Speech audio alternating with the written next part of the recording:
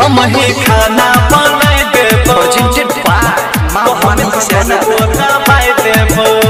अभी आप सुन रहे हैं माशाअल्लाह म्यूजिक की शानदार प्रस्तुति। हम रागे गोरी दुल्हा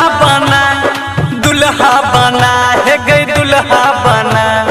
हम रागे गोरी दुल्हा बना है गई दुल्हा बना। हम ही खाना बनाई देबो को हमें तो गोरबो दबाई देबो। हम ही खाना बनाई देबो को हमें तो गोरबो दबाई देबो। हम रागे गोरी दुल्हा बना है गई दुल्हा बना। हम रागे गोरी दुल्हा बना है गई दुल्हा बना। हम ही खाना बनाई देबो को हमें तो गोरबो दबाई देबो। हम ही खाना बनाई देबो को हमें तो गोरबो दबाई देबो।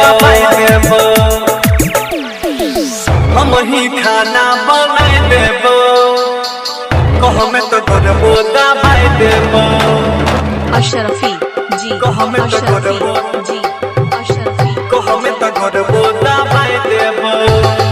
पीछे नवल जी हम ही खाना बनाई देबो को हमें तो गोरबो दबाई देबो। हमरा सनक नहीं मिलतो गे दुल्हा डिबिया लग के गोरी खोई जले। डिबिया लग के गोरी खोई जले। अगे हमरा सनक नहीं मिलतो गे दुल्हा डिबिया लग के गोरी खोई जले। कपड़ा लता सब धोई देबो रतिया में कोई सजिया सजेबो। आन गई गोरी जियरा जुड़ा हमर जियरा जुड़ा। हम ही खाना बनाई देबो को हमें तो गोरबो दबाई देबो। हम ही खाना बनाई देबो को हमें तो गोरबो दबाई देबो। हम ही खाना बनाई देबो को हमें तो गोरबो को हमें तो गोरबो दबाई देबो। को हमें तो गोरबो दबाई देबो। पीछे नवल जी हम ही खाना बनाई देबो को हमें तो गोरबो दबाई देबो।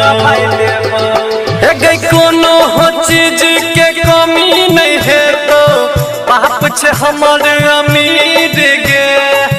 पाप छे हमर अमीर गे। हे गई कोनो हो चीज के कमी नहीं है तो पाप छे हमर अमीर गे।